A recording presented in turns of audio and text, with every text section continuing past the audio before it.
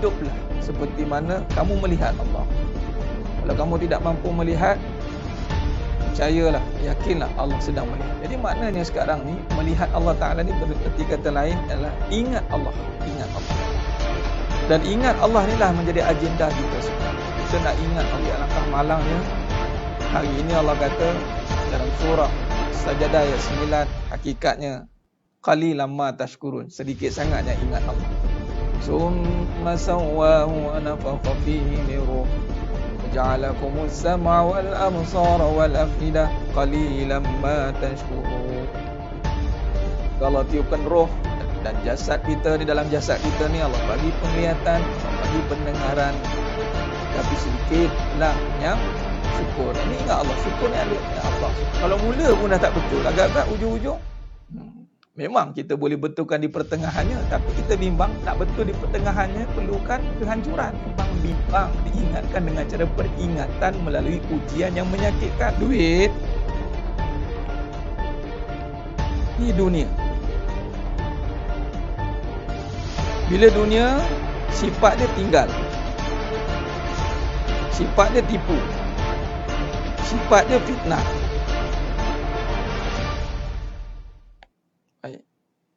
Soalannya, kalau kita terus pergi bersandar pada duit, maka kita akan kena tinggal, kena tipu. Duit itu makhluk atau kejadian? Bila kejadian, ada tak cara melihat makhluk? Ada tak Allah ajar cara melihat? Kan kita sekarang tengah belajar cara melihat, tidak? Jangan tengok duit. Kalau siapa tengok duit, jadi mata di kaedah yang Allah ajar melalui kaedah Tariq Nubuwah. Qra bismi Rabb bikallazi khalaqa. Bacalah bismi Rabb, bismi Rabb bikallazi khalaqa. Nah, cuba tengok ni sedang jemaah mata Allah SWT. Cuba tengok, perhati baik-baik. Cuba tengok. Pertama, kedua, ketiga. Bacalah dengan nama. Dengan nama siapa? Rabb. Nama siapa? Nama yang menjadikan duit. Duit tu kejadian tidak? Ya. Sekarang ni duit kita dah ada nama. Sekarang ni bila kita baca dengan nama yang menjadikan duit, Nabi kata bermula dengan bismillah, dengan nama Allah.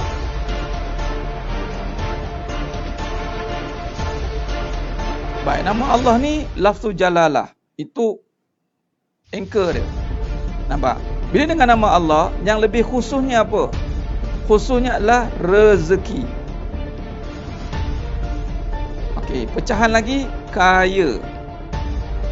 Sebab kaitan kaya dengan rezeki ni seringkali dikaitkan dengan duit. Maka ini satu kemuliaan. Allah muliakan kita, yang mana kita ni hina, tapi Allah muliakan dengan tempat yang mulia, dengan majlis yang mulia, dengan amalan yang mulia. Alhamdulillah, apabila Allah muliakan, Allah berikan kemuliaan untuk mengimarahkan kembali masjid. Subhanallah, satu perkara yang sangat indah. Asal kita itu hina, dari air mani yang hina. Namun apabila Allah nak muliakan kita, maka Allah letakkan kita di tempat yang Allahumma salli ala Muhammad wa ala. Allah itu mengatasi hak segala-galanya. Kita tunaikan hak Allah dahulu, barulah hak kita ini akan disempurnakan. Hak Allah ni, Allah suruh iblis, yang mana sebelum itu Azazil lah. Wa iz qulna lil malaikati isjudu li Adam fasajadu. Dan hidup kita ni bermula dengan kisah iblis lah, dan kisah Nabi Adam AS. Bermula kisah Nabi Adam AS, kisah iblis itulah datangnya cerita kita. Iblis diberi tugas, ada dua. Nabi Adam AS diberi tugas, iblis yang nama Azazil pun diberi tugas. Iblis gagal melaksanakan tugas, Nabi Adam AS berjaya melaksanakan tugas. Kata iblis ni, dia pencetus. Apa cetusan dia? Dia akan cetusan dia adalah mencetuskan perbalahan, mencetuskan provokasi. Kerana apa? Rasa diri berkuasa. Baik, maka bila diri merasakan aku berkuasa dan mulia, itulah yang akan hancur binasa. Hak kita akan terlaksana dengan sempurna.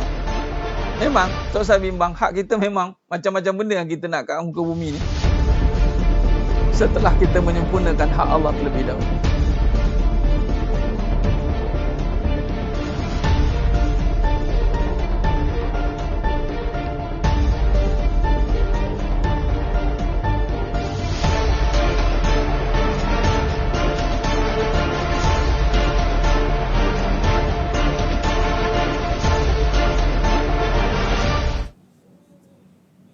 Assalamualaikum warahmatullahi wabarakatuh.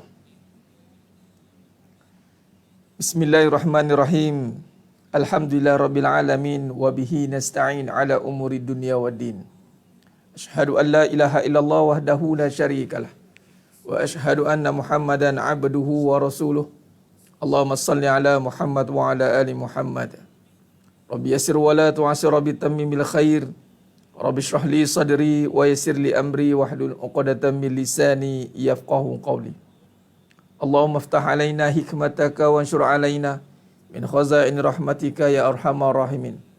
Al-Malikul Quddusus Salamul Mu'minul Muhaiminul Azizul Jabbarul Mutakabbir. Subhanallah ya amma yusyrikun. Wallahul khaliqul bari'ul musawwirul lahul asmaul husna. Yusabbihu lahu ma fis samawati wal ardh. Wa huwal azizul hakim. Wa la manja minallah illa ilaih. Amma ba'du. Sidang penonton, sidang jemaah yang dirahmati Allah Subhanahu wa taala. Mudah-mudahan kita semua tergolong dalam golongan hamba-hambanya yang benar-benar bersyukur. Amin ya rabbal alamin. Untuk memberkati lagi majlis kita pada malam yang penuh barakah ni dalam pengajian online kita, dalam pengajian bersiri dalam kitab Syarah Hakikat Kehidupan. Kita mulakan dengan umul kitab Al-Fatihah. A'udzubillahi minasyaitonir rajim. Bismillahirrahmanirrahim. Alhamdulillahi rabbil alamin. Ar-Rahmanir-Rahim. Maliki yaumiddin. Iyyaka na'budu wa iyyaka nasta'in. Ihdinas siratal mustaqim. Siratal ladzina an'amta 'alaihim ghairil maghdubi 'alaihim waladdallin. Amin. Allahumma salli ala Muhammad wa ala ali Muhammad. Allahumma salli ala Muhammad wa ala ali Muhammad. Allahumma salli ala Muhammad wa ala ali Muhammad. Allahumma salli salatan kamilatan wa sallim salaman tamman ala sayyidina Muhammad. Allazi tanhalu bil uqad wa tanfarju bil qurab wa tughda bil hawaij wa tunalu bil gharaib. وحسن الخوات ويستسقى الغمام بوجهه الكريم وعلى آله وصحبه في كل لمحة ونفس بعدد كل معلوم لك برحمتك يا أرحم الراحمين. اللهم صل على نور الأنوار وسر الأسرار وترياك الأغيار ومفتاح الباب اليسار سيدنا ومولانا محمد المختار وآله الأطهر وأصحاب الأخيار عدد نعم الله وإفضاله يا أرحم الراحمين يا أرحم الراحمين يا أرحم الراحمين يا حي يا قيوم برحمتك أستغيث. Alhamdulillah, Alhamdulillah, summa Alhamdulillah ala kulli ni'mah. Sidang jemaah yang Allah SWT yang dimuliakan, mudah-mudahan pada malam yang penuh barakah ini lagi sekali kita berada dalam suasana majlis ilmu secara online. Mudah-mudahan Allah rahmati kita semua atas usaha dakwah kita ini, usaha dalam kita untuk mendekatkan diri kepada Allah SWT. Maka marilah kita sama-sama perbetulkan niat. Inna amalu binniat wa inna malikulli imri manawa. Kata Nabi SAW mafhum hadis, setiap perbuatan amal itu bermula dengan niat, disandarkan dengan niat. Wa innama, dan sesungguhnya likulli imri manawa. Kita akan dapat atas apa yang kita niatkan. Jadi mari kita niatkan sama-sama untuk mendapat keberkatan, mendapat ridha Allah. Kita niatkan dengan kita menuntut ilmu ini, Allah keluarkan kita daripada kejahilan, masuk ke dalam cahaya yang terang. Ya Allah, kurniakan makrifatmu, basirahmu, pimpin daku dengan cahayamu. Itu kita niatkan. Dengan ilmu, dengan tarik ilmu. Tidak boleh tidak. Tiada jalan lain. Mesti melalui jalan ilmu untuk kita menuju pada Allah SWT. Tarik ilmu. Dengan ilmu, yang mana ilmu itu juga sifat Allah yang alim. Maka niat kita hanya tiada lain untuk mendekatkan diri pada Allah. Semakin dekat, semakin taat, semakin dekat, semakin nikmat. Orang yang makin dekat dengan Allah SWT itu diukur dengan tahap ketaatan. Yang diukur itu dengan tahap kenikmatan dalam kehidupan.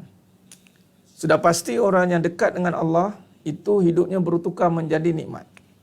Sebenarnya mata Allah SWT hidup kita ni dinisbahkan dengan sejauh mana ataupun bagaimana kita punya jarak kita dengan Allah SWT. Adakah ada perkara-perkara yang membatasi keadaan hubungan kita dengan Allah? Ataupun keadaan itu semakin dekat dan semakin rapat. Itu membuatkan kehidupan kita akan berubah. Sinarnya mata Allah SWT. Sebagai contoh, apabila semalam saya borak dengan ayah saya malam kan. Dia bagi tahu apa? Tanah ni, ada seorang ni dia hartanahnya orang, dia beli arwah tok saya punya tanah. Lalu ayah saya pun ada sekali, buyer ni, tukang beli ni dia memang Allah beri kelebihan dia. Dia kata apa? Nak tahu harga tanah ni, dia punya centralize dia dengan KL, Kuala Lumpur. Makin dekat dengan Kuala Lumpur, makin mahal. Makin jauh daripada Kuala Lumpur, murah. Daripada macam tu dia punya CP dia. Maka sama, daripada situ terus saya trigger. Terus kita tamsilkan, ya Allah. Begitulah hidup kita sebenarnya mata Allah SWT. Makin dekat kita dengan Allah, makin mahal hidup kita. Makin rapat, makin dekat, makin nikmat, makin taat. Makin dekat, makin rapat, makin nikmat, makin taat. Ketaatan kita itu semakin nikmat. Dulu mungkin taat je. Apa lagi saya nak buat, Ustaz? Dia boleh berkira. Dia tanya macam dah banyak sangat buat. Maknanya itu orang tu jauh daripada Allah. Orang yang makin dekat dengan Allah ini, dia tak terasa ketaatan. Dia malah seakan-akan dia tak buat apa-apa lagi rasanya. Ibarat gitu. Sebab kenikmatan, ketaatan itu dah bertukar menjadi kenikmatan. Nikmat ni perkara yang dah hilang. Contoh makan. Makan ni, bak makan. Bila nikmat? Bila dah habis, dah hilang. Kan? Ikan siakap 3 rasa. Steam ke, siakap ke, masak. Bila masak, bila dah habis tu baru nikmat. Itu dia. Jadi, yang dikira nikmat itu yang habis sebenarnya. Jadi taat ni, bila menjadi nikmat, bila dia dah habis buat. Atau dia dah banyak buat. Benar-benar dia buat kerana Allah, niat dia benar. Maka Allah gantikan taat itu dengan nikmat. Yang mana perbahasan taat yang nikmat itu adalah dibuat dengan ikhlas. Dia buat dengan ikhlas, maka Allah bayar je dengan puas. Orang yang ikhlas, orang tu akan puas. Sebab itu orang yang buat sesuatu perkara tidak berlandaskan keikhlasan, tidak berteraskan ketaatan, maka akhir perbuatannya tiada kepuasan. Bila tiada kepuasan, maka itulah akhirnya ibarat macam apa lagi aku nak buat? Dia. Padahal bukan calang-calang, bukan kaling-kaling yang dia buat. Saya dah habis masa dengan abang banyak. Tapi apa saya dapat? Dia balik soalan tu balik. Dia sibuk melihat, menilai perbuatan orang. Dia sibuk melihat keadaan sekeliling. Dia sibuk mengukur apa yang dia dah dapat, dia dah buat.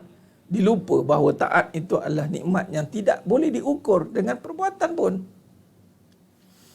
Sebab itu, tujuan kita hari ini, perbetul niat, apa pun jalan yang kita lakukan hari ini, tariq itu mesti menuju kepada Allah.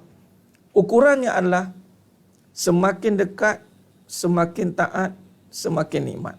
Semakin rapat, semakin taat, semakin nikmat. Taat diukur dengan apa? Kepuasan. Taat bukan diukur dengan buat. Kalau taat diukur dengan buat, iblis tu taat dah. Iblis tu taat dah. Kalau nak diukur taat itu dengan buat, malaikat tu taat dah. Betul lah malaikat tu makhluk yang taat. Tetapi ketaatan itu bukan sekadar perbuatan. Kerana perbuatan boleh ditukar, boleh dimanipulasi, boleh orang kata apa, diwayang-wayangkan. Kalau dalam bahasa pengajian, munafik.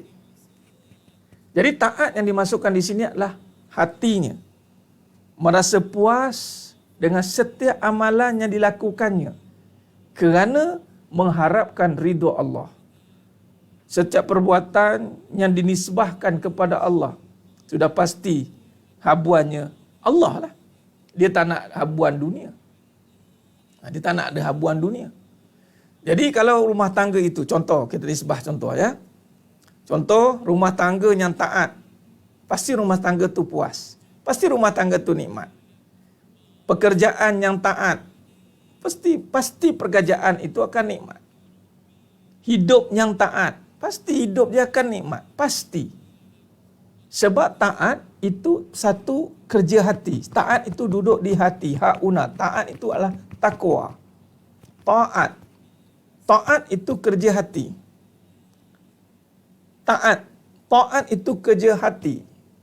Bila hati semakin menerima segala tuntutan, suruhan Allah, tunduk dan patuh, sami'na wa ata'na, maka terbukalah hatinya untuk menerima segala ketentuan Allah. Sama ada Allah takdirkan dia ketentuan kesusahan, atau Allah takdirkan dia ketentuan kesenangan, asbab Allah, dia menerima. Lalu apa jua keadaan yang menimpa padanya itu bertukar menjadi nikmat. Nah, Tuan admin An-Najahiyah kita ada ke malam ni? Tak perasan. Tuan Acu kita tanya saya, bagus. Kan tanya Ustaz, boleh tak ayat ni? Bagus. Nak upload tu kan kadang-kadang lah. Ujian sakit itu ujian, jangan pandang sakit itu ujian, pandanglah sakit itu nikmat. Saya kata dah, sakit itu terus jadikan dia nikmat. Macam mana nak jadikan sakit itu nikmat? Sebab ujian ni boleh datang pada dua bentuk. Ujian boleh datang dalam keadaan sakit dan sihat. Dua-dua ujian. Ada orang yang sihat, dia tidak menjadi nikmat kerana dia tidak dekat dengan Allah. Poin di sini adalah, kata kuncinya adalah ukuran tadi. Sebab apa kita mulakan dengan niat dan kita ukur bagaimana hubungan kita dengan Allah itu, ukurannya adalah sejauh mana kita dengan Allah Ta'ala itu, sejauh mana kefahaman kita terhadap hubungan kita dengan Allah itu, Allah diukur dengan sejauh mana kita mampu merasai nikmat pada setiap perkara. Allahu Akbar. Mudah-mudahanlah semua yang menonton malam ini, Allah bukakan pintu kenikmatan dengan pintu kerahmatannya itu, dengan dibukakan pintu kefahaman, lalu dia mampu untuk melakukan ketaatan. Kerana syaratnya mesti taat dulu. Iblis tak taat. Iblis tidak taat. Iblis buat. Jangan kita jadi orang yang sekadar buat, taklid. Taklid ni ikut. Taklid ikut-ikut dia. Tetapi kita tidak taat. Kita sekadar buat tapi tidak taat. Hati-hati. Jika begitu, bermakna dia buat tanpa niat. Ataupun dia buat, niatnya tidak betul. Itu je lah. Pernah dengar pepatah mengatakan bahawa saya buat baik, tetapi akhirnya ini yang saya dapat. Puas saya buat baik, akhirnya saya kena tikam belakang. Tak guna baik dengan orang ni, akhirnya saya kena balik. Betul ke statement itu? Kalau buat baik, dapat buruk, maka bersalahan dengan janji Allah. Allah kata, buat baik, balas baik. Apa yang kamu niat, itu yang kamu dapat. Kalau niat baik, pasti dapat baik. Bermakna, kalau kita nampak buat baik, buat dia nampak baik, tetapi niatnya buruk, maka dapat buruk lah. Siapa yang tahu tentang niat ini? Allah. Diri pun kadang-kadang terlepas pandang. Kerana apa? Kejahilan. Kejahilan kita. Jadi siapa yang tahu tentang niat di dalam hati kita? Allah. Perbuatan kita, mungkin manusia tahu, nampak dia ni baik. Tapi kalau kebaikan itu akhirnya mendatangkan kesedihan, kebaikan itu akhirnya mendatangkan satu tekanan, perbuatan baik itu akhirnya menyebabkan satu ancaman, kecaman, maka bukan perbuatan itu yang jadi masalah. Kemungkinan niatnya tidak betul. Bukan kemungkinan dah. Memang niat tak betul dah. Sebab itu, hubungan kita dengan Allah Subhanahu Wa Taala itu diukur dengan sejauh mana nikmat kita dalam melakukan semua perkara. Subhanallah. Subhanallah. Mudah-mudahan Allah bukakan pintu rahmahnya, pintu makfirahnya, pintu makrifatnya, makfirahnya, keampunannya. Allah bukakan pintu mengenalnya, makrifatnya, Allah bukakan pintu basirahnya, mata hatinya. Lalu dengan cahayanya memimpin kita semua untuk menuju ke jalan Allah. Semua. Allah itu menyuruh Nabi SAW mengajak umat manusia untuk menuju kepada Allah. Kul in kuntum tuhibbunallaha fattabi'uni yuhibbukumullah. Kul in kuntum tuhibbunallah. Katakan, kul in kuntum tuhibbunallah. Kalau betul kamu cintakan aku, cintakan Allah, katakan pada mereka, yuhibbukumullah. Fattabi'uni yuhibbukumullah. Ikut Nabi. Maksud Nabi, kenapa kita ikut Nabi? Sebab Nabi bawa kita untuk dekat dengan Allah. Antara sumbangan Nabi yang subhanallah, yang tidak boleh dibayar, tuan-tuan. Sidang penonton, sidang jemaah mata Allah SWT adalah memperkenalkan kita dengan Allah. Allahu Akbar. Yang mana dengan Allah kita berhajat kepada segala-galanya. Satu jasa yang sangat besar, yang tidak boleh digambarkan betapa hebatnya apabila seseorang itu mampu mengenalkan kepada sumber. Contoh, tamsil. Saya bagi satu tamsil. Apabila kita hari ini boleh bekerja dalam satu-satu bidang atau jawatan, disebabkan asbabnya adalah seorang kawan kita kenalkan dengan tukang buka ataupun yang bagi jalan masuk kerja. Asbab itu kita boleh kerja 20 tahun, 30 tahun. Asbab itu kita boleh dapat gaji, boleh bayar kereta, boleh bayar rumah, boleh bayar. Asbab itu macam-macam asbab lah. Maka si kawan yang membuka jalan tadi mestilah mendapat satu pengiktirafan yang sangat besar. Kerana melalui dia, kita dapat kerja. Contoh, itu tamsilan. Atau tamsilan lain, melalui seorang sahabat kita ini, dia bawa kita berjumpa dengan Yang di-Pertuan Agong. Bukan setakat itu, Agong kenal kita pula tu. Sebab kita kawan kepada sahabat kita ini, lalu segala permintaan kita diperkenankan oleh Yang di-Pertuan Agong. Subhanallah. Ini satu perjuangan yang cukup besar. Maka itulah Nabi SAW yang mengajak kita untuk dekat kepada Allah. Itu dengan jalan yang mana jalan ketaatan. Mayuti Allah wa Rasul faqad faza fawzan azima. Siapa taat pada Allah dan Rasul, ya sesungguhnya dia telah berjaya. Jadi ketaatan yang dibincangkan itu bukan ketaatan yang hanya pada perbuatan. Saya ulang lagi sekali. Sebab itu dalam pengajian hakikat kehidupan adalah membincangkan kembali pengisian ataupun usul atau punca kepada setiap perbuatan. Sebenarnya kedudukan perbuatan itu af'al. Itu tidak tiba-tiba jadi af'al. Dia ada sifatnya. Dia. Sifat tidak terdiri dengan sendirinya. Dia ada namanya. Setiap perbuatan yang kita nampak hari ini bukan tiba-tiba terjadi. Ada yang menggerakkannya.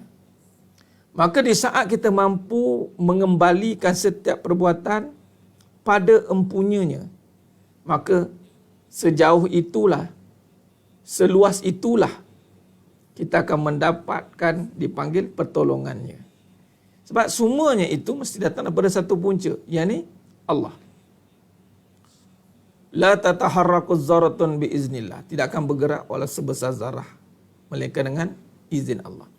Maka sejauh mana kita mampu mengaitkan atau mengembalikan atau menterjemahkan atau mentafsirkan setiap yang berlaku itu kembali kepada satu punca, Allah, maka seluas itulah pertolongan Allah datang.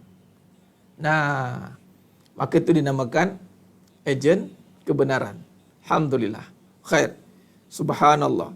Ni saya mula-mula terus masuk topik dah ni kan. Subhanallah, subhanallah. Jadi terima kasih.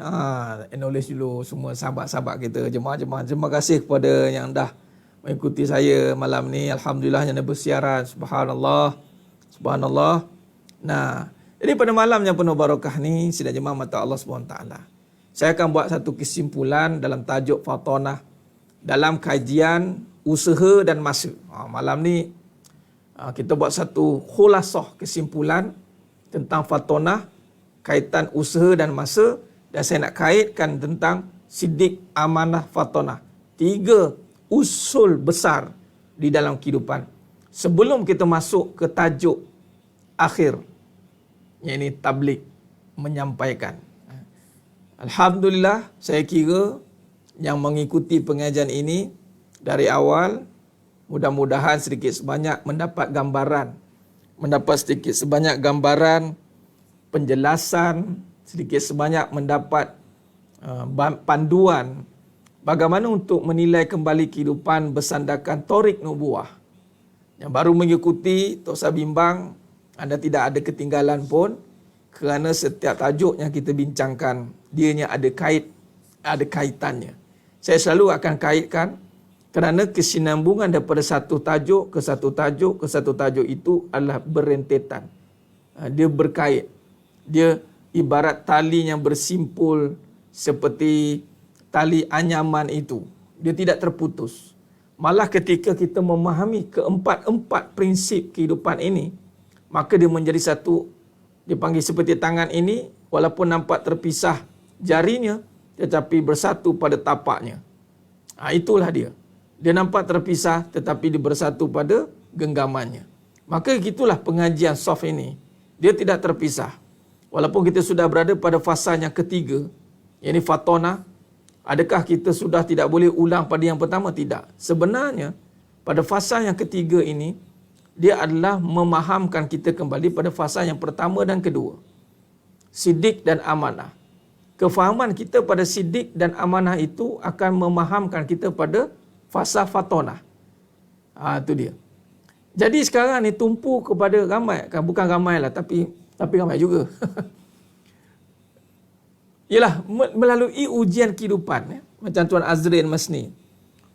Ulang semula bagaimana dijadikan ujian penyakit kepada pahala untuk panduan diri saya yang sudah mula diberikan ujian penyakit. Subhanallah. Innalillah wa inna ilaihi raji'un. Khair, nampak? Tuan Azrin kita. Sudah mula di ujian penyakit. Khair. Macam mana nak jadikan penyakit itu pahala? Bagaimana? Bagaimana ujian sakit boleh jadi pahala? Bagaimana ujian susah boleh jadi pahala?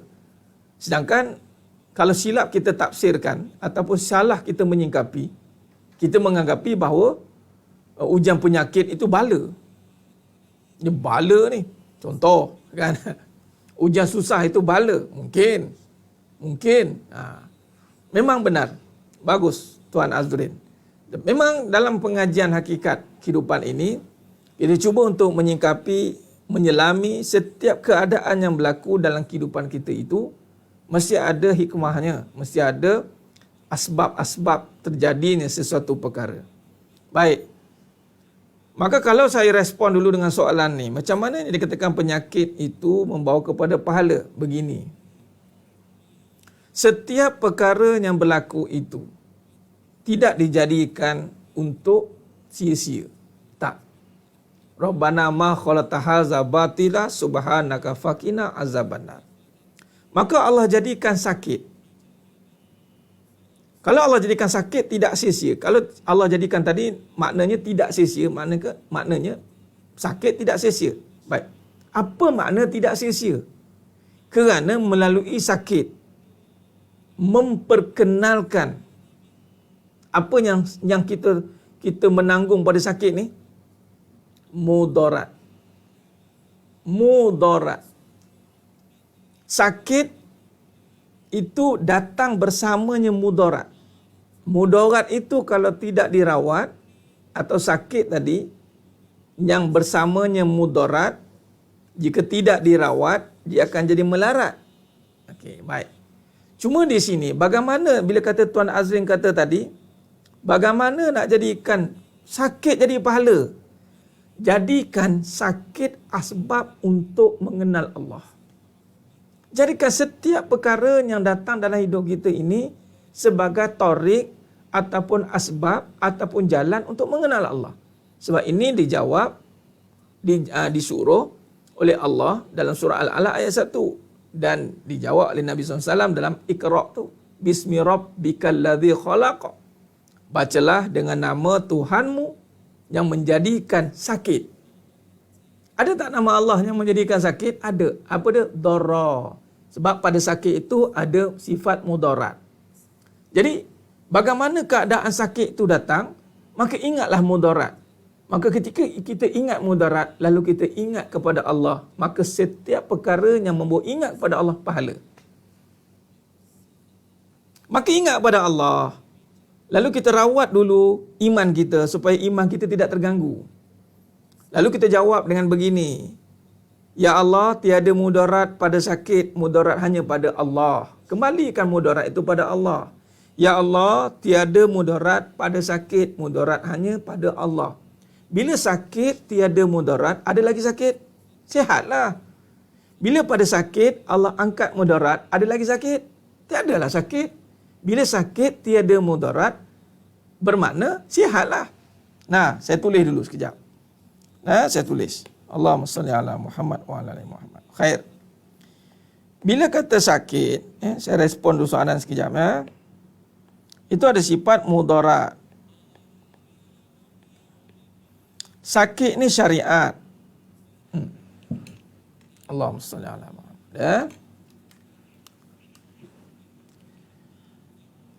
Baik. Nanti saya kaitkan dengan tajuk ini lagi, usaha dan masa. Dia ada kaitan. Allahumma salli ala Muhammad.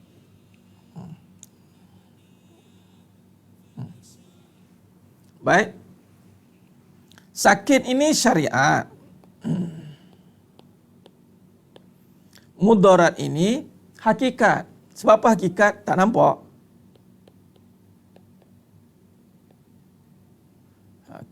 Allah.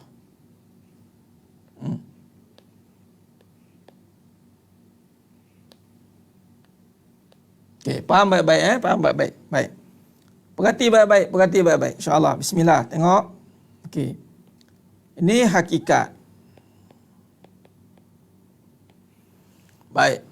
Sekarang ni Allah datangkan sakit syariat. Ni asbab syariat ni macam-macam lah. Sakit kepala, ada ingat saya ada masa untuk sakit kepala? Contohlah. Sakit apa ni? Macam-macam bentuk syariat lah. Sakit biologi ni. Apa bentuk sakit, dia akan pergi kepada ada sifat mudarat. Mesti kita bimbang mudarat. Sebab sekiranya mudarat ini tidak diselesaikan, maka sakit ni akan jadi melarat. Sakit ni akan melarat. Ni kata melarat ni. Baik, sekarang ni poin dia adalah nak jadikan pahala macam mana ni Ustaz? Ni kira nak maki ni geram ni.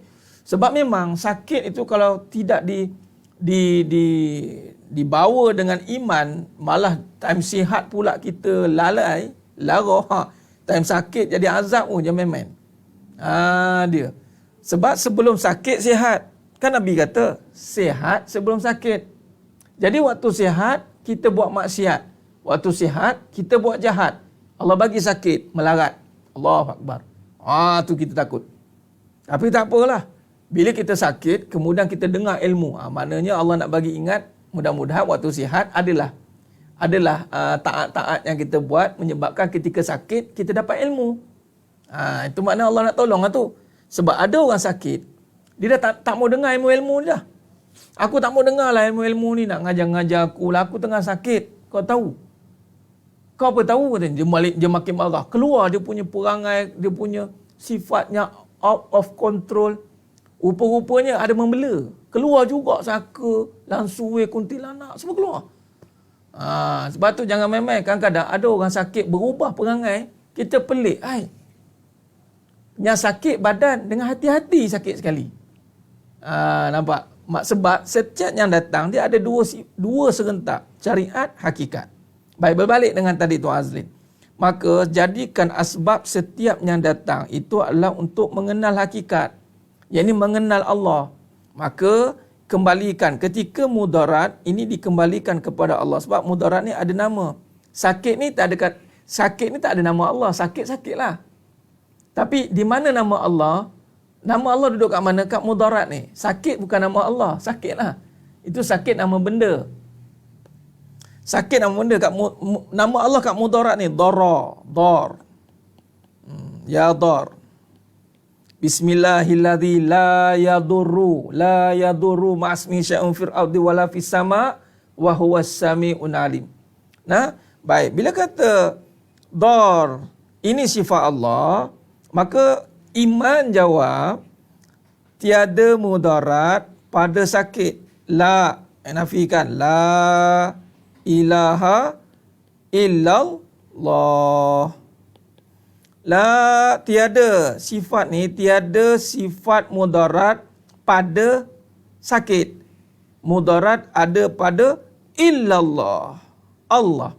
Maka ketika mudarat ini dikembalikan kepada Allah, ini bukan kun fayakun ya. Kena faham ya, jangan pula tiba-tiba kuat pum terus sembuh. Kita bukan makam wali, kita kuali pun tak sampai lagi. Jadi buatlah berulang kali. Kalau agak-agak makam kuali pun tak sampai, maka buatlah berulang kali. Apa berulang kali? Ulanglah banyak kali. Tiada mudarat pada sakit, mudarat hanya pada Allah. Tiada mudarat pada sakit, mudarat hanya pada Allah. Tiada mudarat pada sakit, ya Allah. Merayulah. Mudarat hanya pada Allah. Di saat itu, pahala. Sebab melalui sakit, kita dah kenal Allah. Jadilah pahala setiap rintihan kita, setiap kesabaran kita, setiap ikhtiar kita, itu membawa kita berharap kepada Allah. Pergilah ikhtiar mana-mana pun, tak kisahlah. Pergilah ubat 1, ubat 2, ubat 3, ubat 4. Tapi kena ingat, yang angkat mudarat itu bukan ubat. Yang angkat mudarat itu sifat Allah. Nampak? Nah, jadi bila kata mudarat dah dikembalikan kepada Allah, maka Allah angkat mudarat. Lalu sakit ada.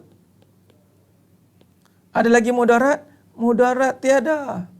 Bila mudarat sudah tiada, apa yang berlaku? Sakit bertukar menjadi sihat. Udah main macam main apa? SOS pula.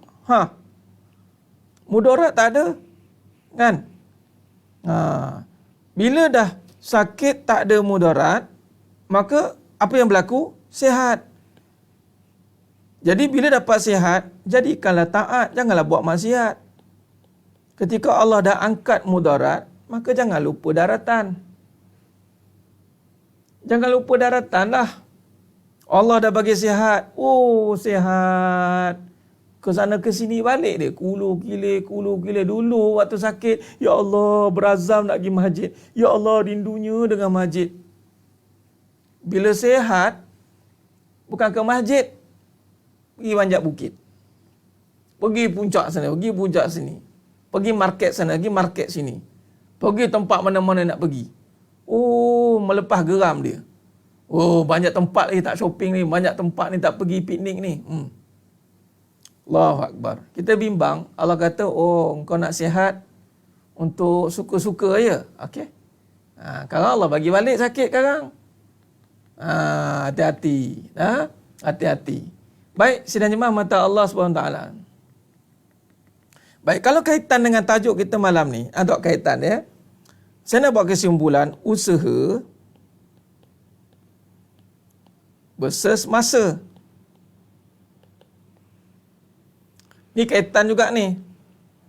Baik, usaha itu pada sakit.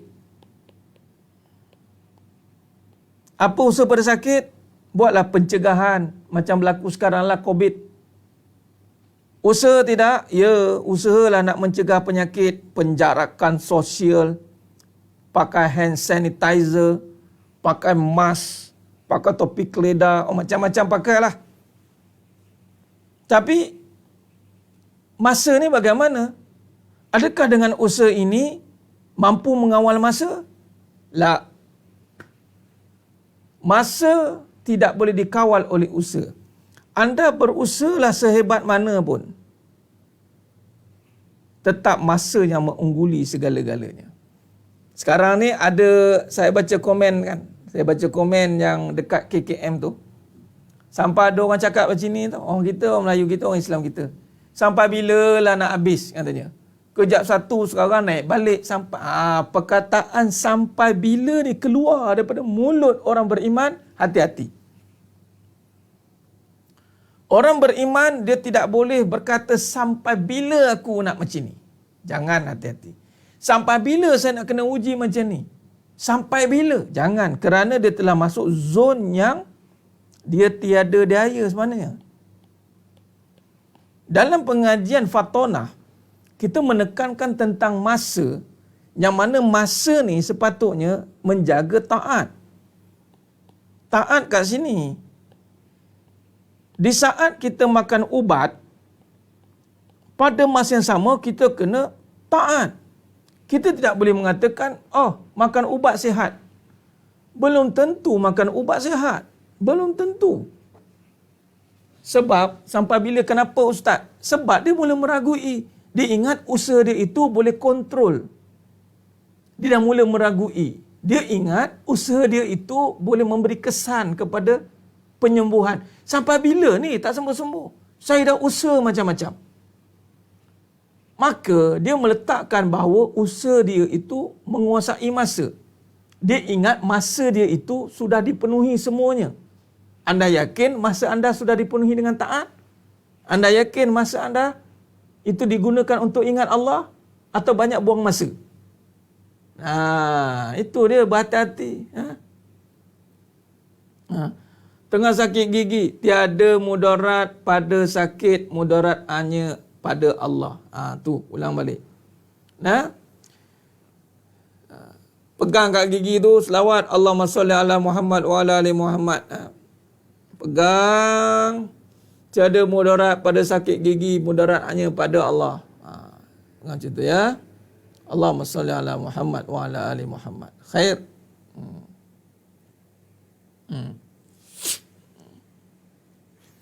Tak boleh. Dia ingat masa dia. Masa, usaha dan masa. Ingat masa itu hak. Kita kena tunaikan hak masa itu dengan ketaatan.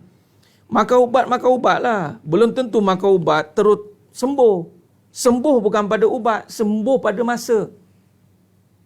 Sembuh pada masa. Sembuh kat sini. Oh, sembuh kat masa je. Jadi ubat itu syariat. Makan je lah. Kalau tak makan ubat boleh tak? Boleh. Kalau tahan. Agak-agak tak tahan, makan ubat. Kalau makan-makan kan saya cakap kalau dah makan-makan wali, tak payahlah makan. Tapi kalau kuali pun tak lepas, makanlah. Sebab tu kadang-kadang ada setengah-setengah tu dah, yelah, keyakinan yang Allah bagi. Dengan air kosong dia baca ruqyah, pum, Allah bagi. Sebab sakit ini benda yang, dia makhluk kan, dia makhluk. Dia macam binatang. Bayangkan, saya bagi tamsil lah. Sakit itu binatang. Sakit itu binatang. Jadi binatang ni dia tak pergi-pergi. Macam itulah ibaratnya. Jadi ketika binatang tu pergi, hilanglah sakit. Tapi soalannya, siapa yang kawal binatang itu? Macam itulah. Ada tuannya tak? Ada tuan dia. Jadi tuan dia tak panggil balik lagi. Tuan dia lepaskan je kat situ. Peninglah kita. Jadi tugas kita larilah daripada binatang tu kejap. Lari, duk nyuruk ke. Nak pula harimau kan. Jangan pergi mengadap harimau tu. Kalau makan-makan wali, pergilah pegang kepala harimau tu, boleh lah. Tapi kalau setakat wali mujibir, wali akad nikah dia, jangan lagi masuk rumah. Duduk dalam rumah, tunggu sampai harimau tu pergi. Tu maksud dia. Jadi sakit ini ikhtiarnya makan ubat. Macam binatang lah sakit tu. Kalau ada binatang datang harimau, ikhtiarnya lari. Jangan, ya Allah ada, memang ngap engkau kat situ lah. Allah ada, memanglah Allah ada. Masalahnya syariat itu lawannya syariat. Larilah. Lain kalau sekiranya dah sampai makam martabat, dia panggil khusyuk ni, sebati tu jaranglah nak dapat begitu. Sebab kita terikat dengan syariat. Jadi makan je lah ubat, tapi sembuh pada masa. Sembuh pada masa. Nampak?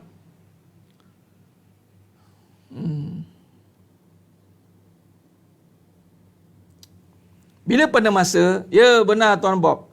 Bila pada masa, jadi sembuh ni pada masa, maka apa saja yang berkaitan dengan taat, itu mengundang penyembuhan. Baca Quran, solat, sabar, sodakoh. Ini semua duduk kat amalan ini. Amal baik. Sebab itu, rawat sakit dengan sedekah. Kalau ikutkan, macam mana pula Ustaz? Sakit sedekah. Macam tak relevan.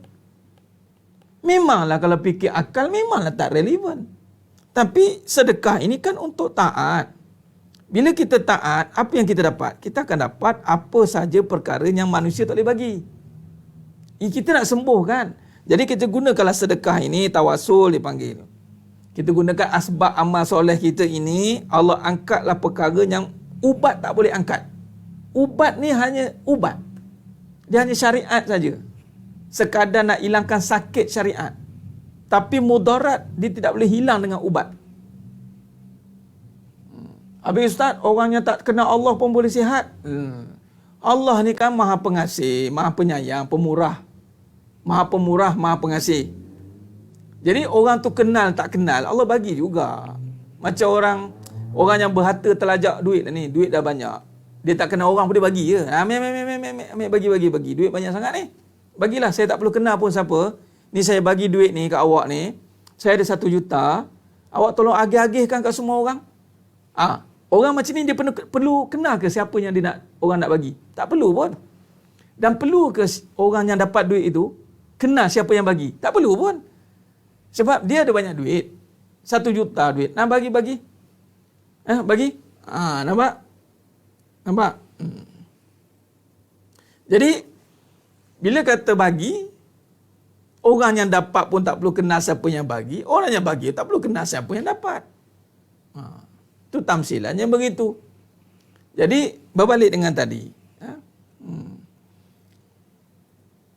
Jadi maknanya, amalan, di sini kita boleh nampak betapa pentingnya taat.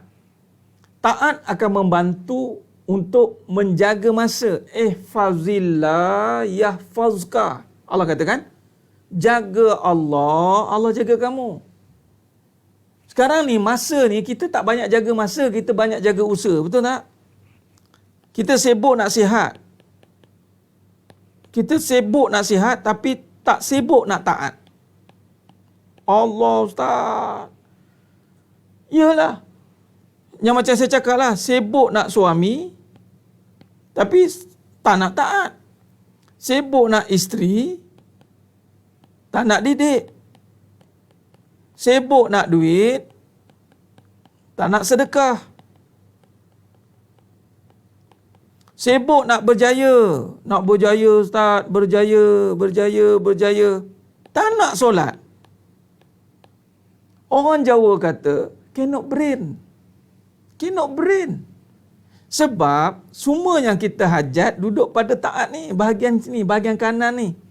Di sinilah duduk rezeki. Di sinilah duduknya kaya. Di sinilah duduknya sembuh. Di sini duduknya sayang.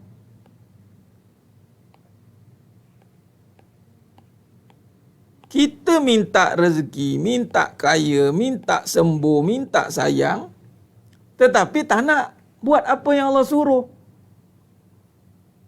Macam mana? Bolehlah dapat, tapi jadi istidraj.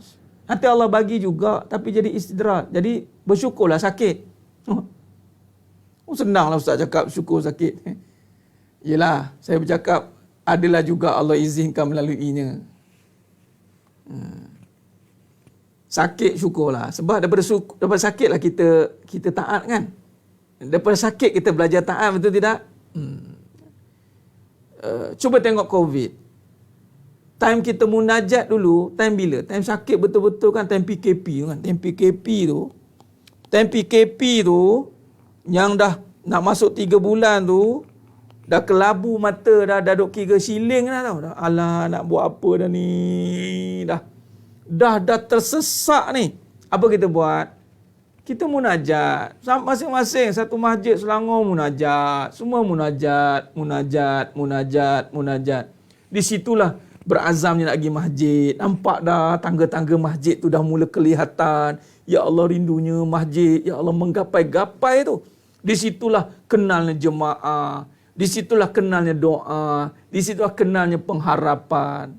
Time bila tu? Time sakit kan? Time sihat ingat apa? Masa sihat, buang masa. Time sihat, kita tidak taat. Kita banyak buang masa. Allahu Akbar.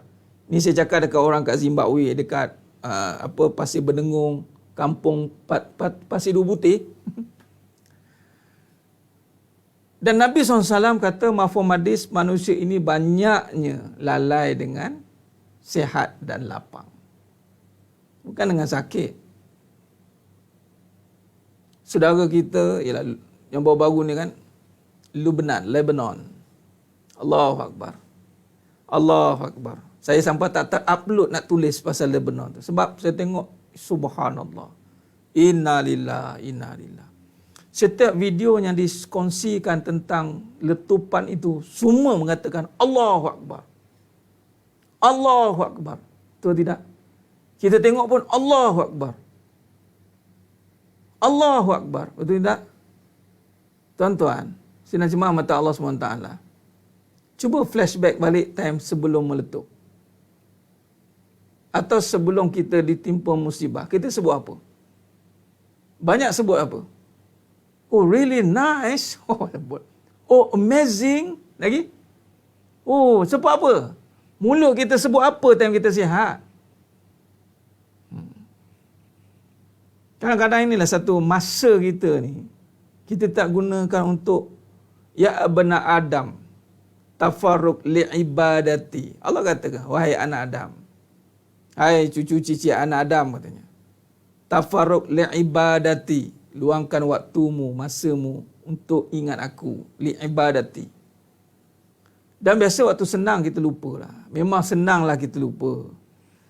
Sihat, sakit ni kita ingat. InsyaAllah. Marah-marah pun ingat. Marah-marah pun kita. Geram. Marah-marah kita pun ingat Allah time sakit. Ya Allah sakitnya. Sebut juga Allah. Ada orang cakap, Ya Allah sihatnya. Ada. Ada tak orang cakap, Ya Allah sihatnya. Ada. Tak ada. Oh sihatnya. Nak pergi mana Kita nak pergi mana? Cameron. Ya buatlah. Okey sekarang kita kat Cameron. Okey. Kat Tanah Rata. Okey live lagi kat mana lagi? Okey.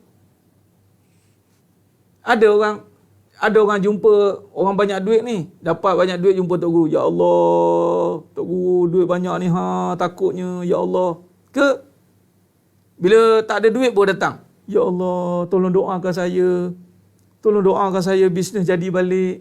Tolong doa Ya Allah. Tolong Ya Allah. Bila dah senang? Lupa orang yang mendoakan tadi. Lupa dah orang yang doakan. Saya doakan. Tuhan berjaya ya. Saya doakan ya. Tak nampak dah. Dia nampak usaha dia je. Usaha saya ni. Berempah pulas saya ni. Oh senang lupa dah. Dan kebanyakannya diuji itu di saat senang. Dan kejatuhan itu di saat senang. Bukan di saat susah. Susah ni implikasi daripada senang kita buat apa. Masa senang kita buat apa. Masa senang kita senang lenang dia panggil. Bila masa senang kita lenang, bila masa sihat kita maksiat, maka tunggu sakit kita melarat. Tunggu. Tu kita peringatan. Sebab setakat ni kalau kita baca sirah lembaran demi lembaran sejarah, banyak mengajar kita, tiada satu pun nikmat Allah yang boleh diambil percuma. Selalu kita cakap kan, ingat benda percuma ke kat dunia ni? Mana ada percuma lah kat dunia ni? Mari saya cakap malam ni. Dengan Allah, nothing's free. Dengan Allah, tiada satu pun yang percuma. Semuanya berbayar. Dan semuanya dibayar. Ingat, dengan Allah, tiada satu pun. فَمَا يَعْمَلْ مِسْقَالَ ذَرَّةٍ خَيْرًا يَرَهُ وَمَا يَعْمَلْ مِسْقَالَ ذَرَّةٍ شَرًّا يَرَهُ. Sebesar zarah Allah kira. Usaha kita yang kecil orang tak pandang, Allah pandang, Allah kira. Dosanya kecil orang tak pandang, Allah pandang, Allah kira. Hati-hati. Sebab tu bila kita baca lembaran demi lembaran sejarah, Tak ada satu pun nikmat yang boleh diambil percuma sebenarnya. Baca tentang sejarah Sabak, negeri Sabak di Yaman. Baca. Baca tentang kaum Ad dan kaum Samud. Baca tentang Qarun. Baca tentang Fir'aun. Baca tentang Bani Israel. Semuanya di saat Allah bagi nikmat tapi tak bayar. Kita marah orang tak bayar hutang kita. Kita marah ambil percuma je. Kita marah yang kita ambil nikmat percuma, masa tak bayar dengan Allah. Allahu Akbar. Ini kena ingat. Benar Ustaz Ahmad. Allah hanya bertempat. Tempatnya itu ketika susah. Kita berhajat di saat kita terikat. Baru berhajat jumpa Allah. Sedangkan kita pun dah kata dah Allahus Samad. Nah, ini kembali balik. Kembalikan balik. Semuanya ini kepada masa. Jadi apa kesan usaha? Usaha ini hanya asbab saja. Usaha hanya asbab. Itu je. Asbab apa? Asbab kita manusia. Itu je. Ini saya dah kata dah. Manusia dan asbab kita ada akal. Itu je lah. Itulah usaha. Jadi, jaga usaha ini mengikut masa. Bila kita ada manusia dan kita ada akal, jaga usaha mengikut masa yang telah ditetapkan. Jangan usaha tak ikut masa. Ada orang berusaha tak ikut masa. Ikut suka dia je. Kita kena bekerja siang, malam, pagi, petang. Kita kena all out, kita panggil. Kita kena work out, all out. Semua out belakang. Lepas ni, shut out. Habis semua out, dia panggil. Lain sekali, you are out. Usaha ikut masa. Jangan usaha tak ikut masa. Ikut suka. No. Usaha ikut masa. Apa masa? Tolong, kita dah sentuh bab ni. Dalam bab usaha, letakkan dia pada kadar masa yang telah ditetapkan. Kita ada masa solat, waktu solat letakkan subuh, zuhur, asar, maghrib, isyak. Ini bottom line. Kemudian isi usaha sini. Isi usaha sini. Malah solat ini juga adalah usaha kita. Clear. Kemudian susun usaha ini mengikut keperluan. Bukan usaha ikut kemahuan. Ikut keperluan, bukan ikut kemahuan. Jadi jaga masa, bukan jaga usaha tu. Jaga masa. Bila kita jaga masa, bermakna kita kena jaga usaha ikut masa. Jangan masa ikut usaha tu. Apa maksudnya? Dah hara masa kerana usaha punya pasal. Usaha bagai nak rak, dipanggil usaha yang dipanggil Gulu ni maknanya berlebihan. Gulu berlebih-lebih sehingga waktu solat pun sampai solat yang kena mengalah dengan usaha. Sebab usaha ni besar betul, sibuk. Bilion-bilion. Sibuk nampak kayanya. Saya minta maaf cakap.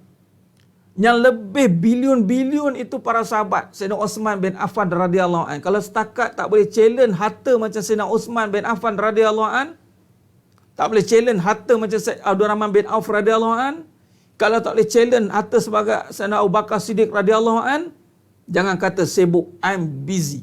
Malu dengan sahabat. Sahabat-sahabat radhiyallahu anhum ni semua front line, bukan harta, bukan sikit-sikit. Sayyidina Umar Khattab radhiyallahu an, Rom dan Parsi dalam genggaman. Kita harta baru urus harta syarikat baru. Minta maaf cakap. Kadang-kadang kita cakap ini, amboi action, terpaksa.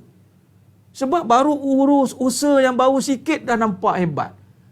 Sahabat urus, siap on call lagi. Ya Rasul nak berapa duit?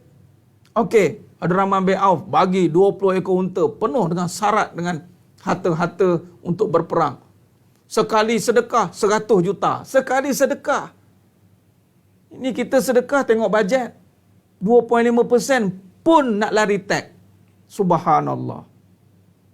Tiba-tiba sibuk. Kadang-kadang masa, ya Allah, lagi kadang-kadang isteri suruh rumah ni.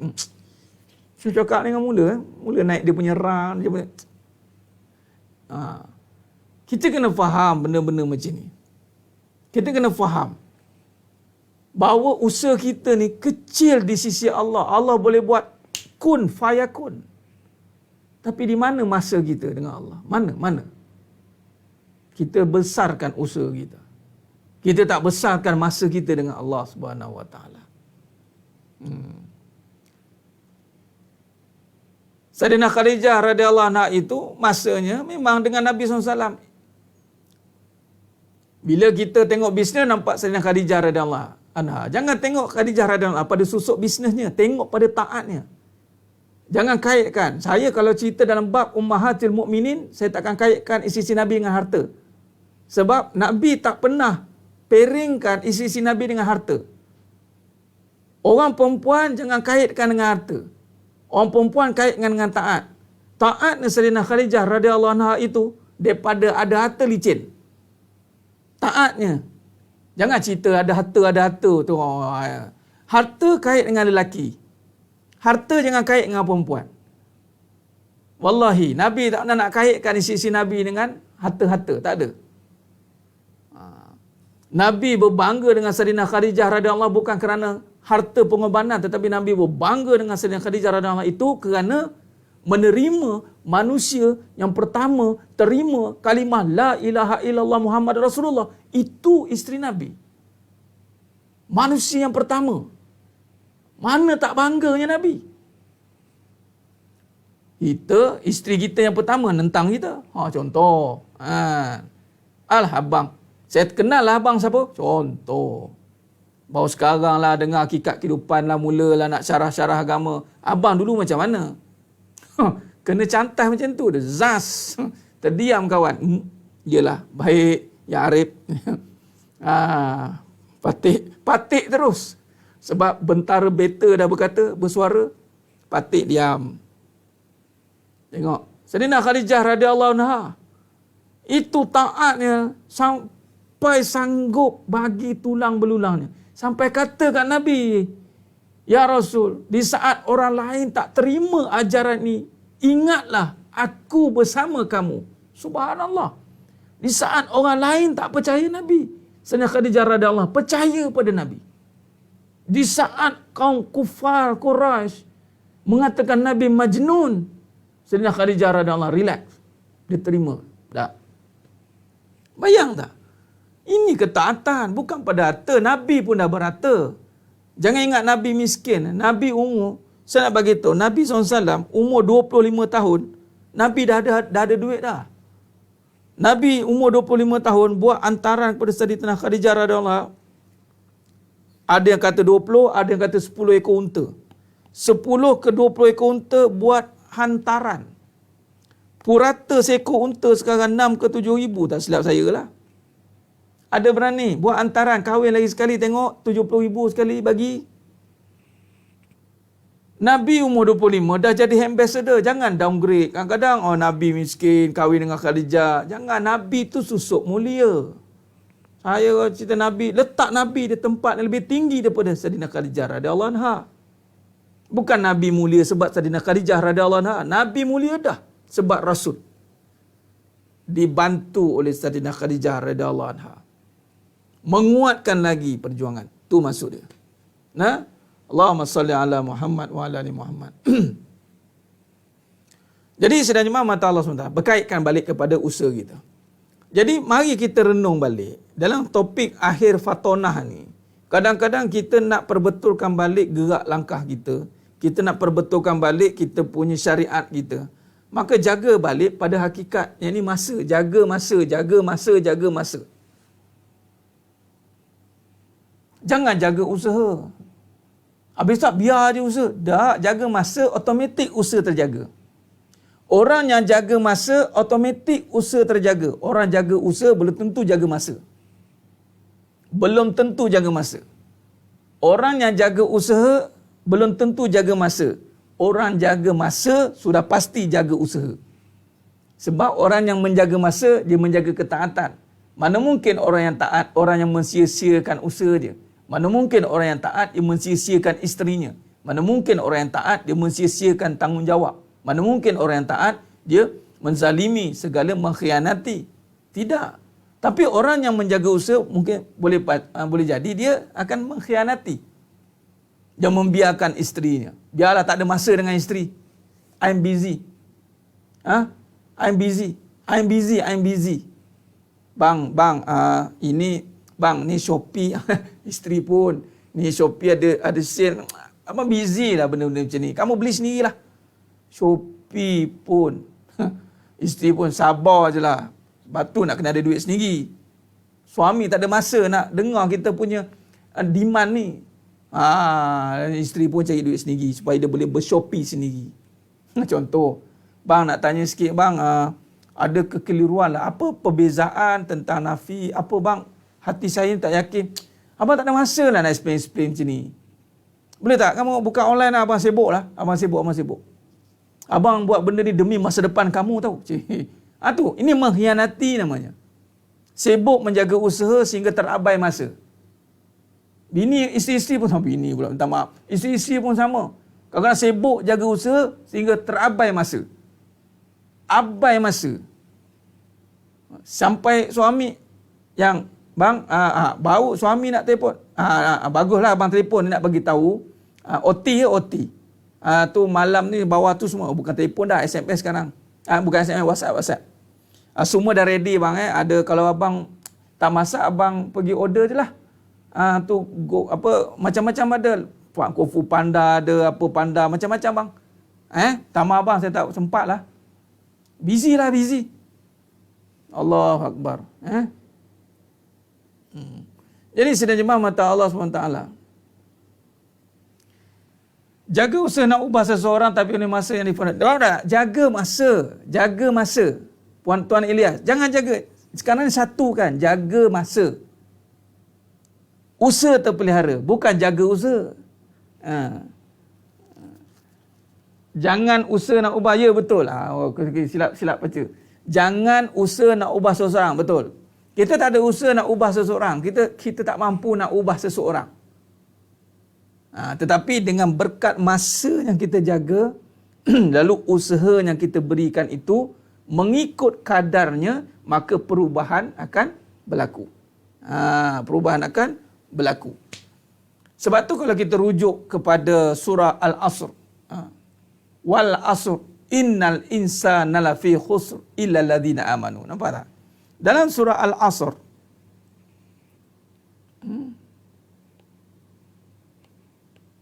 demi masa kan.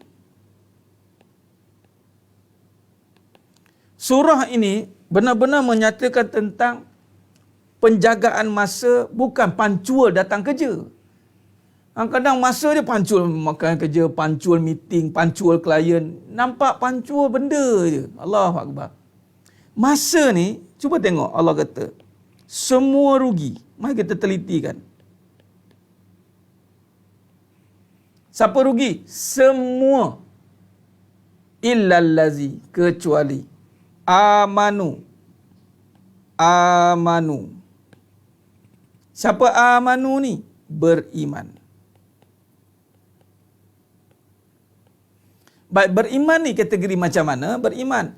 Illalladzina amanu wa amilus solihat. Iman ini orang yang taat. Taat dan buat. Wa amilus solihat.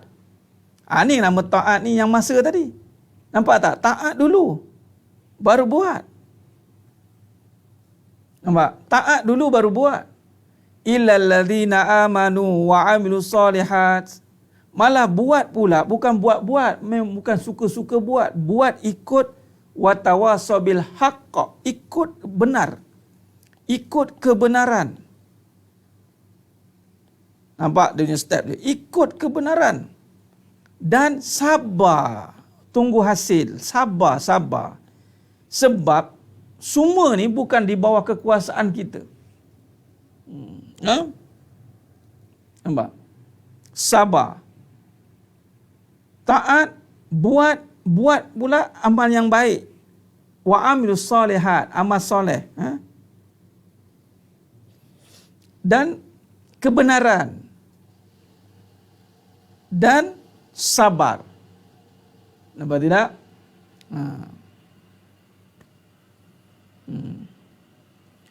Kenapa suami takut isteri? Ini macam mana pula tiba-tiba keluar tajuk takut isteri?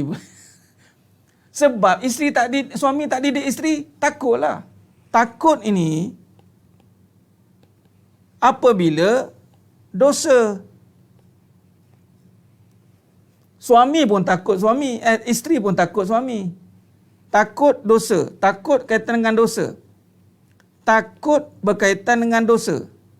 Jadi kalau takut isteri, maknanya ada dosa lah. Apa dosa? Tak didik isteri, kenal Allah, jadi takutlah. Kalau isteri takut dengan suami, Ustaz, suami apa takut macam mana? Takut suami kahwin lagi. Mana ada dosa lah. Apa dosa? Tak cukup taat dengan suami. Takut suami hilang. Dia bukan takut suami takut bonza dah. Dalam takut-takut pun tinju juga. Takut dengan manusia tak berlaku. Sebenarnya tak ada takut sama manusia. Sebab dia kalau takut dengan takut ni, akhirnya bergaduh juga berdua. Dia kalau takut ni diam terus. Diam terus. Sebab perkataan takut, kalau letak pada tempat yang salah, dia tak jadi takut, dia jadi bergaduh. Takut pada isteri, jadi bergaduh. Takut pada suami, jadi bergaduh. Dia bukan takut yang macam kita letak pada Allah. Takut ni sifat yang patutnya hanya pada Allah.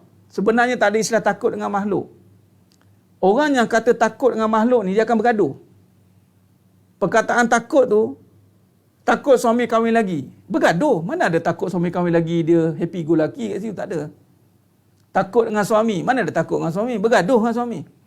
Takut dengan isteri, mana ada takut dengan isteri, bergaduh dengan isteri.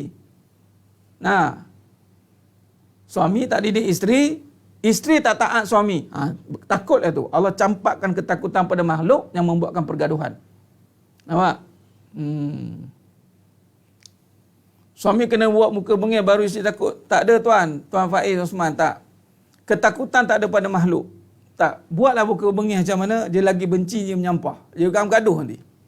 Sama lah orang perempuan. Kita kena buat ni bagi isteri kita, suami takut. Tak. Dia akan jadi bergaduh. Ending kepada ketakutan makhluk, endingnya bergaduh. Dia tak ada takut tu membawa ketenangan, tak ada. Cuma takut pada Allah saja yang akan bawa ketenangan. Takut pada duit, dia akan bergaduh dengan sebab duit. Takut duit habis, bergaduh. Bergaduh. Mana ada takut duit habis, dia akan senyum, dia tak ada. Takut ni yang main-main. Jangan salah letak ketakutan. Hati-hati, hati-hati. Allahumma salli ala Muhammad wa ala ali Muhammad. Khair. Takut-takut pun suami kahwin juga. Maknanya tak takut lah tu Mak Umi. Mana ada takut? Sebab tu saya cakap, kita je sebut takut. Tak takut lah sebenarnya. Takut-takut suami pun melawan juga dah. Mana tak takut lah tu? Mana ada takut suami? Saya takutkan suami, mana ada?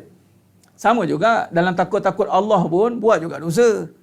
Sama aja. Jangan takut-takut sebut takut-takut ni, buka aurat juga. Allahu Akbar, nampak kebesaran Allah. Selamba juga buat maksiat. Kalau dengan Allah pun kita boleh macam tu perangai, dengan manusia, lagilah. Nah, Allahumma salli ala Muhammad wa ala ali Muhammad. Baik. Balik pada tadi usaha dan masa tadi ya. Jadi maknanya sidang jemaah mata Allah SWT, hati-hati. Dan kita boleh lihat kepada suratul Fatihah. Syarat kepada usaha itu yang disuruh masa dulu. Iyyaka na'budu. Iyyaka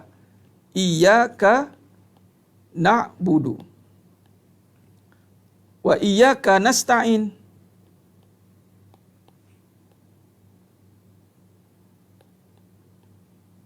Nampak? Na'budu ni nombor 1. Nasta'in nombor 2. Nasta'in ni usahalah pertolongan. Usaha akan sampai. Wasta'inu, tolong. Bila kata pertolongan tu perbuatan lah. Na'budu ni taat. Taat ni perlukan masa. Mana ada taat tak perlukan masa? Jadi taat itu masa. Masa itu nyawa.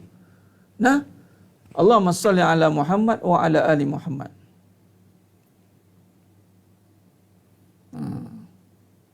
Baik. Jadi sidang jemaah mata Allah SWT. Ya Tuan Fazil Safi, didik sampai faham, tak mau faham plan B. Tak dapat plan B, plan C lah. Allahumma salli ala Muhammad. Baik, jadi sidang jemaah mata Allah SWT. Jadi kesimpulan yang kita boleh buat pada malamnya penuh barakah ni dalam bab fatonah ni.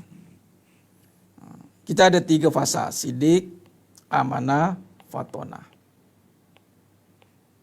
Bab fatonah ni saya banyak tekankan masa. Masa. Cepat je mata nak tutup. Ya, kita pun nak tutup majlis lah. Jangan bimbang. Suami kahwin yang kahwin lagi tu sebab dia jatuh cinta ke nafsu. Nafsu ni terburu-buru. Kita tak boleh nak identify. Sekejap ya, saya nak jawab soalan sekejap je. Puan Sarimah dan semua yang menonton. Faham tak nafsu ni apa? Nafsu ni perasaan. Nafsu ni emosi. Jadi perasaan dan emosi ni ada tak pada semua orang? Ada kan? Kahwin yang pertama tu sebab emosi tak perasaan? Sebab emosi lah kan? Sebab perasaan kan? Dia perasaan sayang, betul? Jangan tengok kahwin nombor 2 tu baru nampak nafsu. Yang pertama pun nafsu juga. Yang kedua pun boleh jadi sebab nafsu. Jadi nafsu ni namanya adalah emosi, dah ada perasaan sayang. Cuma kita boleh kaitkan nafsu nampak jahat. Bila jadi jahat? Bila nafsu semata-mata. Bila kahwin sebab perasaan semata-mata. Maknanya kebendaan. Kalau perasaan semata-mata, nafsu semata-mata, apa dia punya kaitan dia? Hanya kepada kebendaan. Kahwin sebab muda, sebab rupa, sebab harta. Itu sebab nafsu.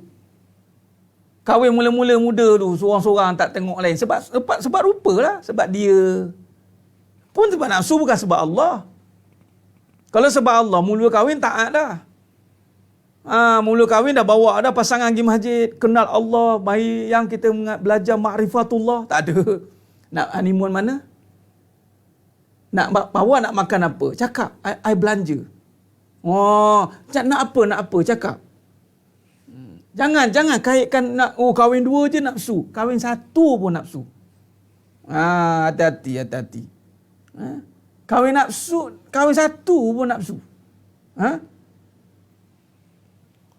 Sebab kebendaan. Dorongan manusia ni suka tengok kebendaan. Laki tengok ni belum kahwin. Tengok mana. Nampak dari mata turun ke hati, nampak serasi. Mari kita kahwin. Perasaan kan? Sebab itulah Nabi kata, jangan kahwin kerana rupa, harta, keturunan. Kahwinlah kerana diniha, kerana agama. Bila kerana agama, maka kembalikan perasaan ini kepada Allah. Ini iman. Yang ini yang kena ada ujian ni. Iman. Jadi kalau kahwin sebab kebendaan, sebab keadaan, dah lama sangat bujang ni, kahwin lah katanya. Sebab kebendaan, sebab keadaan. Bukan sebab Allah suruh. Ni kahwinlah sebab Allah suruh. Sebab apa kahwin? Sebab nikah sunnah. Nikah tu sunnah. Kahwin. Kenapa kahwin lagi? Sunnah. Kahwin lagi sunnah. Dah, nikah tu sunnah. Kahwin lah. Masalah. Jangan cuba-cuba. Sebab kita tak tahu kedudukan ni nafsu ke apa. Sehinggalah dibuktikan pada perbuatan dia nanti. Mana-mana yang kahwin kerana nafsu semata-mata, rumah tangganya akan huru-hara. Berkecai. Porak peranda. Sebab nafsu ni dia mengganas. Nafsu ni mengganas. Nafsu ni, subhanallah, hanya Allah je boleh tundukkan nafsu. Iman. Jadi bagaimana nak tundukkan perkahwinan itu? Memang mungkin mula-mula kita sebab perasaan. Yelah, tak ngaji kan? Tapi kita sedar. Bila sedar, kembalikanlah balik kepada Allah. Kahwin sebab nafsu, kahwin pertama. Awaklah satu-satunya isteri abang yang ada di planet Marik ni. Tu satu-satunya. Kebendaan lah tu. Nafsu lah tu. Bagi satu statement kebendaan. Itu statement kebendaan. Awaklah satu-satunya yang boleh menyayangi abang. Tak ada siapa dah yang boleh sayang. Awaklah satu-satunya. Tu statement kebendaan tu, statement nafsu tu. Kita pun cakap, macam ni lah lelaki setia. Lelaki macam ni pupus dah ni. Yang kita yang tak ngaji pun kagum dengan perkataan statement kebendaan. Allahu Akbar. Setia itu di syurga. Kalau betul-betul kahwin kerana Allah, pastikan isteri itu jadi bidadari syurga. Ini beria-ia kahwin dekat dunia. Alih-alih kat syurga tak jumpa. Apa cerita? Beria-ia pertahankan, ini suami saya, ni suami saya. Lala, kat syurga tak jumpa. Kalau betul nak pertahankan ini suami saya, pastikan jumpa di syurga. Kalau betul-betul nak pertahankan ini isteri aku, pastikan jumpa di syurga. Sebab yang dikira itu adalah di syurga. Maksud jagalah taat. Kembalikan kepada Allah. Jaga balik segala suruhan dan larangannya. Allahumma salli ala Muhammad wa ala ali Muhammad. Baik. Jadi sebenarnya mata Allah SWT. Baik. Sebab ada soalan tu masuk tadi. Saya soalan macam saya kena jawab lah. Jawab sikit. Walaupun ada lagi soalan tak terjawab. Macam mana nak tahu? Macam nak tahu? Tengok kepada kedudukan kita itu. Makin dekat kita dengan taat, makin nikmat. Atau makin kita lara, makin bergaduh, makin bersoal, makin cemburu kuat. Itu nafsu lah. Kalau kerana Allah, itu buat apa suruhan Allah. Taatlah. Mesti ada perubahan, mesti ada azam dia. Sebab itu benda ni kadang-kadang kita tak boleh buktikan sekarang. Sebab tu kena dari awal kena perbetulkan niat. Kalau kita tak betulkan pada sekarang, maknanya dia akan rosak, dia akan datang. Gambar orang boleh cakap, saya contoh buat harta, saya buat ni kerana Allah. Okey, kita tengok. Tengok solat tak jaga, sedekah. Ini tengok lain macam ni. Nampak? Mana sebut je lah, buat tidak. Sama juga kahwin kerana Allah. Satukanlah kami sebagai pasangan yang diredi. Tengok, tak buat pun suruhan Allah. Mana tak buat kerana Allah lah tu. Sebab benda kerana Allah ni dia tengok dalam perjalanan dia. Bukan dihukum waktu itu. Jangan kita sewenang-wenang hukum. Ini bukan kerana Allah. Tak. Dia perjalanan. Dalam perjalanan ini, dia akan menentukan siapa yang akan buat kerana Allah, siapa yang tidak. Hati-hati. Berbalik dengan mukadimah kita yang pertama tadi. Orang yang makin rapat dengan Allah, makin rapat, makin nikmat, makin dekat, makin taat. Faham? Jadi kalau sesuatu perkara itu buat kerana Allah, maknanya makin dekat dengan Allah lah. Maka makin nikmat lah. Tapi kalau duduk je azab, duduk je World War III, duduk je bergaduh, maknanya something wrong. Niat bukan kerana Allah lah tu. Itu cara dia. Suluh pada diri, jangan suluh pada orang, suluh pada diri. Kita duduk ni azab ke tak? Azab ke nikmat? Azab. Fikir balik, ini aku buat niat bukan kerana Allah ni. Betul kan niat? Betul kan niat? Betul kan diri? Sebab kita orang yang ada Allah, insya-Allah dia boleh duduk pada semua keadaan sebenarnya. Belajar dengan Asiyah. Asiyah kan boleh duduk dengan Fir'aun. Sebab Asiyah buat kerana Allah. Fir'aun yang tak boleh duduk dengan Asiyah. Fir'aun geram. Apa ni? Kau keluar agama ke? Fir'aun yang tak tahan dengan Asiyah. Asiyah tahan dengan Fir'aun. Fir'aun yang geram. Sehingga dia jemur Asiyah di tengah panas. Padang pasir. Pada isteri yang dia sayang tu. Orang yang tak ada Allah ni orang yang tak tahan. Ingat. Orang yang ada Allah dia akan tahan dalam semua keadaan. InsyaAllah. Orang yang ada Allah, orang yang boleh duduk pada semua keadaan. Dia tak lari. Hati-hati. Dan benda ni boleh cakap, tapi dia akan dibuktikan dengan ujian. Jadi, kita sentiasa kena ingat, bergantung pada Allah. Allahumma salli ala Muhammad wa ala ali Muhammad. Baik, jadi sidang jemaah mata Allah SWT. Berbalik kita tadi, kesimpulan, sidik, amanah, fatonah. Ini kata kuncinya masa.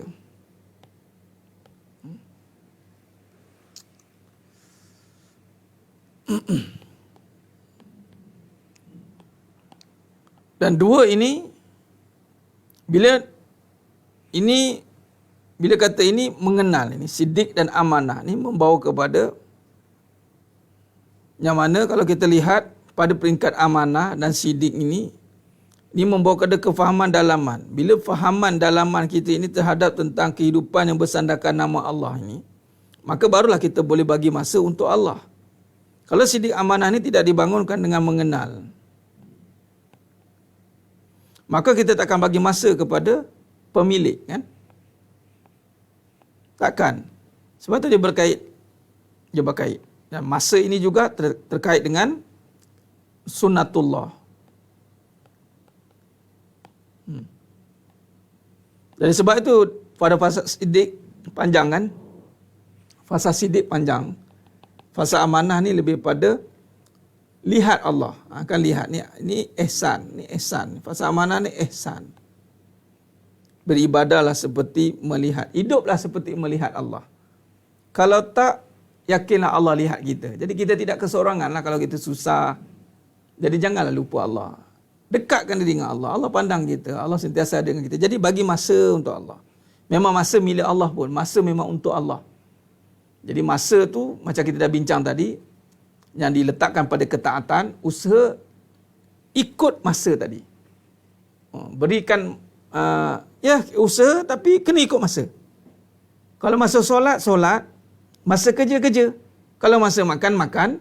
Kalau masa solat.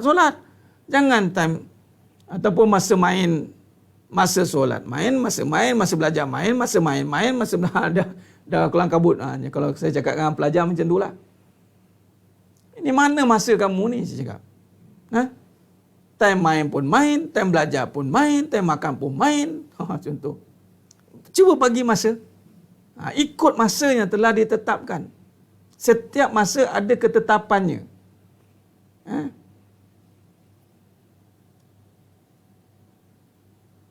Qad ja'alallahu likulli syai'in qadra. Qad ja'alallahu likulli syai'in qadra. Surah Al ayat 3 tu, kan?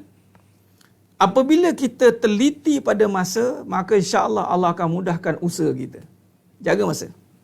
Dan inilah kita letakkan pada masa ini khidmat dan taat. Ini kita akan sambung pada fasa tabligh nanti, ya. Ada kerja-kerja yang kita perlu lakukan dalam mengimbangi. Tabligh ini menyampaikan, ada panggil mengimbangi perbuatan kita ni, insya-Allah. Jadi saya kira cukup setakat tu.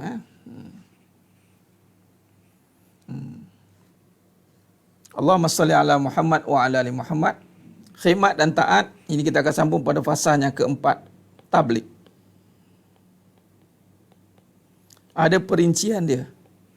Perincian dalam kita nak jaga masa ni, dia akan pergi pada, dipanggil keseimbangan masa. Dia panggil wasata. Dia masa ni dia tak, bukan masa, tak ustaz, tikar sejadah je ke? Solat je ke? Tak. Dia ada pembahagian dia. Ini dipanggil keseimbangan, wasata, kesederhanaan. Sebab tu dalam bab ini, dia lah agama Islam sangat unik, hebat kerana dia menyantuni fitrah manusia. Ada masa dengan keluarga, ada masa kita ibadat khusus. Yang hebatnya, semua itu boleh disimpulkan sebagai ibadah. Subhanallah. Itu dia. Nanti kita akan sambung pada fasa tabligh, insya-Allah. Khair. Jadi, ni ya Tuan Ryan mengantuk. Ini kena latih lagi tu. Kita tanya student-student lama, student-student otai. Kita pernah buat ceramah perdana sampai pukul 12 lebih. Allahumma salli ala Muhammad wa ala ali Muhammad. Khair. Jadi cukup setakat itu dulu. Ya, tabligh menyampaikan. Cuma dalam menyampaikan dia ada ciri. Dipanggil menyampaikan dengan seimbang. Dia ada penyampaian yang sekata. Dia ada kaedah penyampaian yang macam mana. Apa yang nak disampaikan. Jadi insya-Allah saya kira cukup setakat itu perbincangan kita pada malam yang penuh barakah ni. Mudah-mudahan apa yang kita bincangkan, insya-Allah Allah rahmati, Allah berkati, Allah berikan kita kefahaman yang sempurna, insya-Allah. Dan Allah pilih kita untuk terus taat, untuk terus kita berkhidmat untuk kita terus istiqamah di jalan Allah SWT. Dan mohon maaf, ada pula soalan ni. Satu, kenapa perempuan tak boleh cemburu? Cemburulah. Dan tengok apa kesan dia. Cemburu ni membawa pada kebaikan ke keburukan? Tak boleh. Nabi kata cemburu membawa pada kerosakan, hasad. Dua benda dia boleh. Cemburu pada perkara amal, ilmu. Cemburu pada orang berharta, menginfakkan hartanya. Jadi kenapa mendengar cemburu selain itu? Tak boleh lah. Cemburu tu sifat baik ke buruk? Fitrah. Mana pula fitrah? Fitrah ni benda suci. Lumrah. Jadi kalau cemburu membawa pada lagi kuat ibadat, silakan. Tapi ingat cemburu tu makin muncung mulut. Makin cemburu makin rosak. Makin cemburu makin huru-hara buatnya. Jangan definasi benda yang salah. Cemburu tanda sayang. Dah. Cemburu tanda apa? Tak ada tanda pun. Cemburu tu. Cemburulah keburukan. Sayang tu tandanya menyenangkan. Jangan kita terkeliru. Biasalah tu adat. Biasa saya faham tu. Alah ustaz, standard lah cemburu. Takkan tak ada pula. Kita kajilah balik. Jangan cakap benda yang tak ada asas. Bila kita kaji, kita tengok cemburu ni duduk pada sifat apa? Sifat mazmumah ke mahmudah? Kita pun tak jelas nak duduk kat mana cemburu ni. Nabi kata duduk dekat dua perkara. Cemburu pada orang yang beramal, lalu mengamalkan ilmunya. Cemburu kepada orang yang berharta, lalu menginfakkan hartanya. Selain daripada itu, kalau tak ada, janganlah pertahankan cemburu tu. Hancurkanlah. Kalau ikut cemburu, memanglah semua cemburu. Memanglah. Janganlah ikutkan. Orang dah ada iman. Kecemburuan je itu pada keimanan. Bukan pada kebendaan. Dah, hati-hati. Panjang pula ceritanya kan. Okey, dah cukup. Nanti kita sambung lagi. Kita sambung lagi nanti insya-Allah. Khair. Jadi cukup setakat itu. Kita sambung lagi besok insya-Allah jika Allah izinkan. Sambunglah tadi soalan cemburu tadi tu. Besok saya sambung bab cemburu ni. Panjang sikit saya cerita. Ada hadis dia. Baik, jadi cukup setakat itu. Mohon maaf, mohon ampun di atas segala kekurangan, terkasar kata, terkurang bicara, kurang dalam penyampaiannya. Mudah-mudahan Allah Ta'ala sajalah yang mampu menyempurnakan segala perbincangan kita pada malam ini. Jaga solat, jaga selawat, jaga khidmat. Mudah-mudahan hidup bahagia dunia akhirat insya-Allah. Jadi cukup setakat itu. Berjumpa lagi kita pada sesi yang akan datang. Aqulu qouli hadza wa astaghfirullahalazim li wa lakum. Wa bila taufiq wal hidayah. Assalamualaikum warahmatullahi wabarakatuh. Kita tangguh dengan tasbih kafarah dan suratul Asr. Subhanakallahumma wa bihamdik. Asyhadu an la ilaha illa anta astaghfiruka wa atubu. Bismillahirrahmanirrahim. Wal 'asr. Innal insana lafi khusr. Illa alladhina amanu wa 'amilus shalihat wa tawassaw bil haqq wa tawassaw bis sabr. Wallahu a'lam bisawab. Takbir. Allahu akbar.